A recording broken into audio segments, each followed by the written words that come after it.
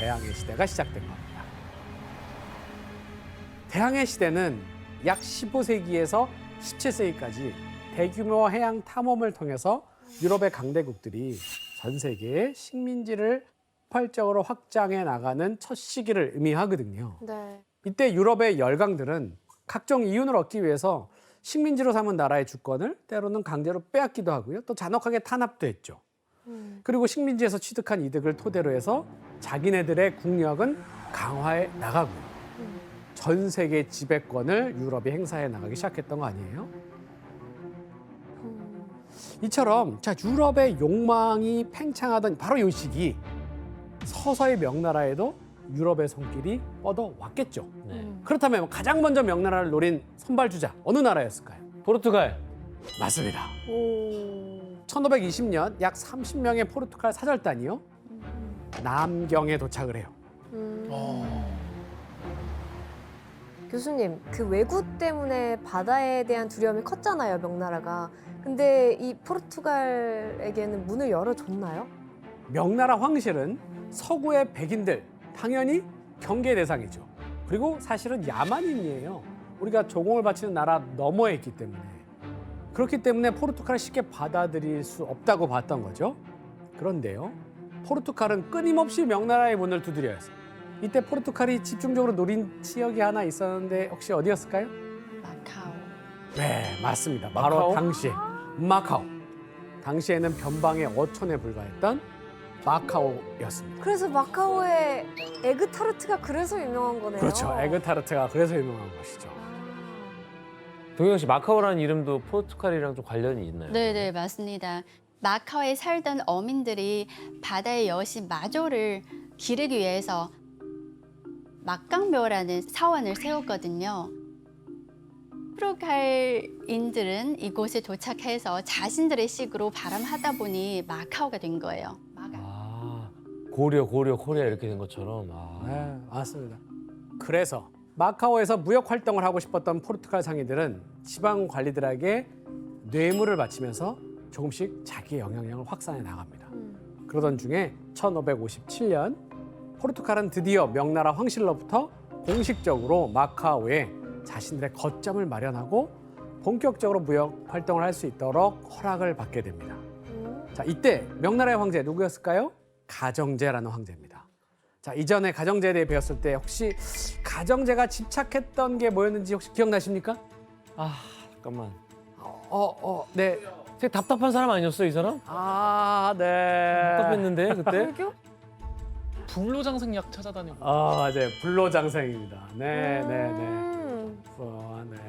가정제는 불로장생에 도움이 된다며 어린 궁녀들의 생리혈까지 착취하는 인물이었잖아요. 아, 맞아. 그런데 불로장생에 좋다고 해서 가정제가 또 눈에 불을 켜고 구하려는 게 또 있었습니다. 바로 용연향이라는 거였어요. 그게 들어봤는데? 뭐죠? 용연향? 여기서 문제 내겠도록 하겠습니다. 용연향 들어봤는데? 들어봤어요? 게임에 나왔어요? 아니? 자, 사진 속 용연향은 이것이 토해낸 위액과 담즙이 굳어져서 만들어집니다. 이것은 무엇일까요? 정답! 네, 지원 씨. 고래! 그렇지. 고래. 지원 씨 정답입니다. 네. 고래? 오늘 정답률 좋은데요? 용연향은 향유고래가 먹이를 먹고요. 소화되지 않은 내용물을 위액 그리고 담즙과 함께 토해낸 것이 굳어져서 만들어진 위석이라고 해요. 저걸 신기하다. 어떻게 구했는데? 용연향에서는 굉장히 독특한 향이 났었는데요. 이 향이 기혈을 뚫어주고 건강에 매우 좋았다고 해요. 하지만 용연향은 고래 100마리에 하나가 만들어질까 말까 할 정도로 굉장히 귀한 거였다고 합니다. 그런데 전 세계 바다를 돌아다니면서 교류하던 포르투갈 상인들은 이 비교적 용연향을 구하기 쉬웠다고 해요. 그래서 포르투갈 상인들은 지방관을 통해서 가정제에게 용연향을 바쳐서 그걸로 일단 환심을 사고 그 덕분에 마카오의 털을 잡는 것을 공식적으로 허락을 받을 수 있었던 겁니다. 아, 뒷거래가 있었구나. 받아준 게 아니에요. 그 결과 마카오는 포르투갈 영이 되었습니다. 그리고 유럽과 중국, 나아가 일본까지 연결하는 이른바 중개무역의 중심지가 바로 마카오로 떠올랐던 거죠. 자, 그런데 마카오가 동아시아 무역의 허브가 되면서 명나라에는 엄청난 변화가 생겨요. 무슨 변화가 있었을까요? 다시 그 무역을 하는? 네. 그죠? 뭐를 무역할까요? 은? 차? 은이에요. 은. 아, 지도를 한번 볼까요? 이 화살표가 무엇을 나타내는 것 같아요? 은? 맞아요. 이게 전 세계에서 은이 흘러가는 방향을 표현해주고 있습니다. 한마디로 지금 지구상에 있는 거의 모든 은이 어디로 가고 있어요? 중국으로요. 명나라로 유입되어서 명나라는 마치 은이 빨려 들어가는 와. 블랙홀과 같다라는 그렇게 불릴 정도가 되었던 거죠. 근데 교수님 왜 전 세계 은들이 왜 이렇게 명나라로 몰리죠? 자, 그 밑바탕에는 대항해 시대, 즉 유럽 강대국들의 경쟁적인 식민지 개척이 하나 자리 잡고 있어요. 이때 가장 희생됐던 곳 바로 지금의 남아메리카 대륙이죠. 1545년 유럽 강대국들을 야, 정말 대단한 거야 라는 흥분의 도가니로 빠뜨린 사건이 하나 벌어지는데요. 바로 볼리비아 지역에서 세계 최대의 은 매장량을 뽐내는 포토시 은광이 발굴이 된 겁니다. 포토시 은광 외에도 다양한 은광이 발견이 되면서 16에서 17세기 중 아메리카에서 은 채굴량은 최대 연간 28만 킬로미터에 육박할 정도로 많이 생산이 돼요. 그런데 당시 유럽 국가들 사이에서는 고급 비단, 도자기, 향신료, 그리고 차 등 명나라의 물건이 대단히 사치품으로 엄청난 인기를 끌고 있었거든요. 그러다 보니까 유럽 상인들이 어쩔 수 없이 와서 뭘 줘야 되냐면 대량의 은을 주고 명나라 물건을 일방적으로 사올 수밖에 없었던 거죠. 교수님, 근데 그 명나라 사람들은 왜 은을 요구했던 거예요? 명나라는 사실 15세기부터 기존에는 현물을 쓰던 것을 은으로 중심 통화를 바꾸기로 하면서 세금을 은으로 내게 했어요. 이 때문에 갑자기 은이 중요성이 높아지고요. 나라에서는 직접 은화를 만들거나 은광을 발굴하지는 않고 있었어요.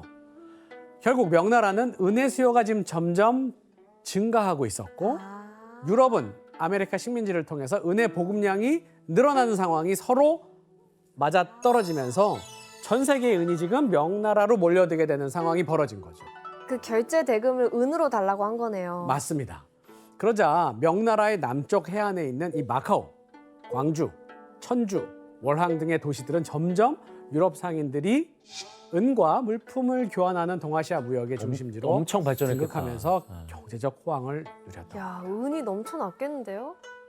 자, 이처럼 명나라의 지금 남쪽 바다에서는 여러 유럽의 열강들이 막 무역을 통해서 엄청난 돈을 벌어들이면서 경쟁하고 있을 때 명나라는요, 여전히 바다로 나아가는 것을 주저하고 있었습니다. 아하. 그 이유는 북쪽에 명나라를 바짝 긴장시킨 강력한 또 다른 오랑캐가 나타났기 때문입니다. 바로 만주족이 세운 후금입니다. 1636년 후금은 국호를 청나라로 바꾸고 명나라 영토를 대부분 장악했어요. 그리고 1644년 이 치열한 전쟁 끝에 명나라는 결국 패배했죠. 결국 세계 육지 면적의 10분의 1을 차지하면서 훗날 세계 인구의 3분의 1을 다스리는 청왕조의 시대가 이제 열리게 돼요. 자, 그렇다면 명나라는 해양 정책에 되게 소극적이었잖아요. 네. 청나라는 어땠을까요? 열심히 했었죠. 아니요. 청나라도 명나라보다 더 오히려 강력하게 바다를 닫았어요. 맞다. 바로 바다에 청나라의 매우 위협적인 세력이 있었기 때문이에요. 누구였을까요? 바다에 바다에. 왜 그래? 아닙니다. 바로 명나라를 회복시키려고 청나라에 반대하면서 나는 청나라가 싫어요 라고 펼쳤던 인물. 바로 정성공이라는 세력이었습니다. 정성공은 명나라의 해군 집안 출신으로 막강한 해상권을 갖고 있었습니다.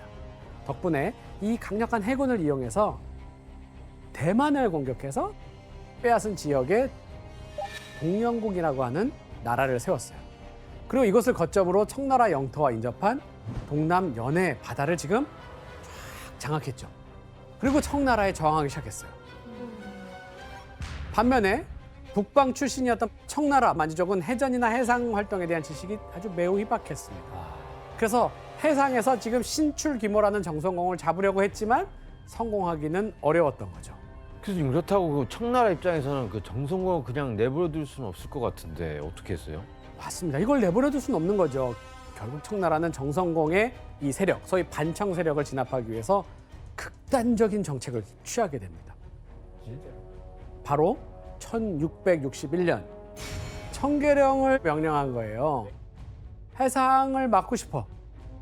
자, 여기서 문제 내도록 하겠습니다. 자, 청나라는 청계령을 실시하며 백성들에게 어떤 명령을 내렸을까요? 그 명령이 청계령이에요? 맞아요. 정답. 네, 규현 씨. 아주 그냥 배 갖고 있으면 다 죽는 거야. 배를 다 없애버려라. 배를 다 없애버려라. 규현 씨, 비슷한데 오답입니다. 청계령. 자, 제목에 힌트가 있는데, 자, 수도를 옮기는 걸 뭐라 그러죠? 천도, 천도. 천도는 도를 옮긴 거잖아요. 천개는 뭘 옮긴 거예요? 개. 개. 개가 뭐예요? 개가 뭐야? 개가 뭐예요? 아니, 땡개. 땡개요? 꽃게? 땡개. 땡개예요. 땡개요? 땡개. 땡이 뭘까요? 땡. 자, 여기까지 가르쳐줬는데. 자, 땡, 무슨 그, 자, 기억으로 시작합니다. 기억. 기억. 기계. 오답입니다. 자, 군계. 아닙니다. 이 정도면은 우리 힌트를 진짜 못 알아 못 먹는다 우리가. 땡개라잖아 땡개. 무슨 땡개? 정답. 네. 그 해안가에 자체에 살지 못하도록 주민들을 전부 다 뒤로 그래서 경계로 옮겨버리는 거죠. 이영 씨, 정답입니다. 아. 해안 지역을 완전히 비워버려라라고 하는 와, 명령을 내요. 경계가 땡개예요. 천개라는 말은 풀면 설명하면 경계를 옮긴다 이런 뜻이거든요. 아, 근데 이상한 명령이다. 청나라는 이 해안을 따라서 20에서 30km에 달하는 지역에 청계령을 실시해서 사람들 전부 강제로 쫓아내고 내륙으로 이주를 시켜버린 거죠. 해안지대는 텅 비어버리죠. 아. 그러면 교수님 거기 살던 사람들은 자신도 고향이고 모든 터전이 다 있는데 날벼락이잖아요. 완전 날벼락인 거죠. 네. 바다 근처에 살던 사람들 대부분 뭐 하면서 삽니까? 어업했겠죠. 혹은 연애 교육. 그런데 내륙에서 살면 이제 뭐 먹고 살아요? 살 방법이 갑자기 마련하기가 쉽지 않았던 거죠. 그러네요. 이렇게 백성들이 고통스러워하는데도 청나라가 강력하게 해안 전체를 완전히 비우는 조치를 시행한 건 그만큼 정성공 세력에 대한 두려움 때문에 물자 공급을 일절 중단시키고 왕전하게 고립시키려는 전략이었습니다. 교수님 그러면 이런 강압적인 천계령이 효과는 있었어요? 있었죠. 해안 지역에서 무역을 하기 위해서 정성공 세력에 협조하거나 투항하던 사람들이 아주 현저하게 줄어들 수밖에 없지 않겠습니까? 얻어먹을 게 없구나. 하지만 청계령이 오래 지속될수록 엄청난 부작용이 생깁니다. 뭐였을까요? 아니 외부 물자가 못 들어오잖아요. 저 해안이 황폐화가 되죠. 못 나가고. 그럼요. 예, 해안 지역에서 모든 무역을 차단하니까 기존에 들어오는 게 스톱되죠. 뭐죠? 은의 유입이 급격하게 줄어든 거예요. 왜냐하면 대항해 시대 이후 중국의 차가 유럽에 유입을 됐는데 영국의 상류층에서는 대단히 유행을 하게 됩니다. 그 때문에 19세기로 넘어가면서 차는 기존의 가장 중요한 무역품인 비단과 도자기를 완전히 제쳐버리고 청나라의 수출품 중에 1위로 급부상하게 돼요. 아니 근데 중국 차도 진짜 좀 오래된 차들 먹어보면 보이차 이런 거. 엄청 다르더라고요. 예, 네. 맛있더라고요. 아 중국인 다 됐어. 니하오. 그래프를 한번 보도록 하겠습니다. 와 엄청 늘었네. 18세기 후반부터 19세기에 접어들면서 차 수입량이 급증하는 걸 볼 수 있잖아요. 네. 수요가 높은 고급차를 직접 생산할 수가 없으니까 지금 수입에 의존해야만 했던 거죠. 그래서 그러니까 이런 상황이니까 영국이 청나라한테 엄청 매달렸겠어요. 맞습니다. 심지어 청나라는 영국에서 수입하고 싶은 물건이 단 하나도 없었기 때문이에요. 와. 사실 중국 쪽이 좋아할 만한 거는 축구 선수 말고 없을 것 같아요. 맞아요. 그때였으면 백컴 하나를 받는 대신에 그치, 했었겠죠. 그치. 근데 중국은 필요한 게 없으면 굳이 무역을 할 이유가 비싸게 없잖아요. 팔고. 그러나 중국도 원했던 게 단 하나 있습니다. 바로 은. 그래서 영국은 청나라에 차를 수입할 때 물물 교환은 절대 할 수 없고 은으로 구입해야만 했던 것이죠. 그랬겠네요. 이런 상황을 잘 보여주는 그림을 하나 볼게요. 이건 1792년 영국의 조지 맥카트니가 이끄는 영국 사절단이 청나라의 권룡제를 아련하는 모습입니다. 너무 무릎을 좋아한다. 꿇고 있네요. 네. 일단 여기서 보면 그림 속에서 영국 사람들은 보석이나 새장 등 온갖 물건을 내보이고 있죠. 영국에서 가져온 물건들을 사달라고 들이미는 것 같잖아요. 네. 근데 반면 여기 앉아 계신 분 권룡제는 관심 1도 없어요. 관심이 없어 보이죠. 이처럼 영국이 일방적으로 청나라의 차를 수입하는 불공정한 무역이 이어지자 영국의 불만은 점점 쌓여갔어요. 더 심각한 문제는 차를 사들이느라 영국에서 갖다 줘야 될 은이 거의 동날지경이 되어버린 거예요. 영국은 전 세계 식민지에서 기껏 끌어다 모은 은을 전부 다 청나라에다 가져다 바치는 그런 형세가 꼴이 돼버렸던 거죠. 아 자주 끊지 그거 차를. 그러니까 영국은 무역 적자가 계속 쌓이는 상황인 거잖아요. 맞아요. 무역 적자. 이런 상황이 지속되자 영국도 야 우리 청나라에 팔 만한 거 없어? 라고 찾아보기 시작하죠. 그게 뭐였을까요? 아편. 바로 청나라를 패망으로 몰고 가는 아편이었던 거죠. 영국의 상인들은 자신들의 식민지였던 인도에서 착취한 아편을 재가공해서 청나라에 판매하기 시작했어요. 아휴. 자, 이때 영국은 아편에 대한 값으로 청나라의 은을 받았는데요. 이렇게 벌어들인 은 덕분에 이전에 입었던 손실을 어느 정도 회복해 나가기 시작했던 거죠. 그런데 아편의 유입량이 폭발적으로 중국 안으로 증가하기 시작하자 청나라에서 새어나가는 은이 기하급수적으로 늘어났죠. 이제 또 반대가 됐네요. 맞습니다. 그러자 상황의 심각성을 깨달은 청나라 조정, 이 문제를 타개하기 위해서 강력한 조치들을 시행해 나갑니다. 그러던 중 청나라군이 영국의 상선에서 막대한 양의 아편을 몰수해서 소각해버리는 사건이 생기는 거예요. 이것이 아편 전쟁의 시발점이 되었던 겁니다. 이영 씨 당시 영국 해군의 위력이 어느 정도였어요? 그 당시 영국이 보유하고 있던 군함 총량이 이제 약 26만 톤. 더군다나 이때 영국은 산업혁명 이후 시점이거든요. 그래서 이제 증기 엔진을 장착한 철제 군함이었습니다. 반면에 청나라 배는 나무로 만든 목재선이었죠. 상대가 안 되는 거예요. 대포 한 방 쏘면 끝나잖아요. 그런데 아편 전쟁에서 청나라의 발목을 결정적으로 잡은 것이 있었어요. 바로 대운하였습니다.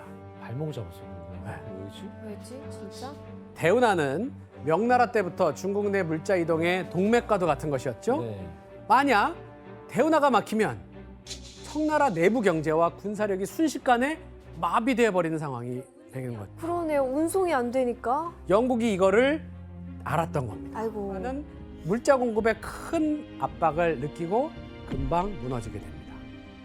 중국에 번성을 가져다 주었던 대운하가 역으로 중국의 패망으로 가는 하이패스 역할을 한 셈이라고 볼 수 있겠습니다. 어떻게 독이 됐네. 결국 1842년 8월 청나라는 영국과 역사적인 조약을 맺게 되죠. 바로 난징 조약입니다. 광주, 하문, 복주, 영파, 상해 5개 항구를 개항한다. 개항한 항구에 영국 영사를 주재시킨다. 개항된 항구에서는 양국이 합의한 고정 관세를 부과한다. 어쨌든 이걸 통해서 알 수 있는 건 항구를 열고 고정 관세를 부과하는 것 등을 보면 영국이 지금 원하고 있는 거는 청나라와 활발한 무역이라는 걸 알 수가 있죠. 하지만 난징 조약 후에도 영국은 만족하지 않았어요. 망했다. 영국은 결국 5개 항구뿐만이 아니라 청나라의 항구 전체를 개방해 줄 것, 아편 무역을 합법화해 줄 것까지 요구합니다. 와, 아편 무역을 합법화라고? 그 때문에 1856년 2차 아편 전쟁이 발발했습니다. 당시 영국은 프랑스와 협력해서 청나라를 침략했고요. 이 2차 아편 전쟁에서 크게 패배하고 1858년 영국에 일방적으로 유리한 텐진 조약을 맺게 됩니다. 진작에 그냥 했었으면 저런 것들이 더 자기네들이 더 이익 볼 수 있게끔 먼저 선 조약을 맺을 수도 있었던 상황을 역으로 지금. 더 유리한 위치에 있었는데. 자, 이 조약 때문에 청나라는 결국 영국과 프랑스에 총 600만 양의 은을 배상금으로 지불해야 했습니다. 이 정도의 은이면 당시 곡물을 약 18억 킬로그램이나 살 수가 있었는데요. 이건 약 50만 명이 1년 동안 살 수 있는 아주 큰 금액이라고 할 수 있습니다.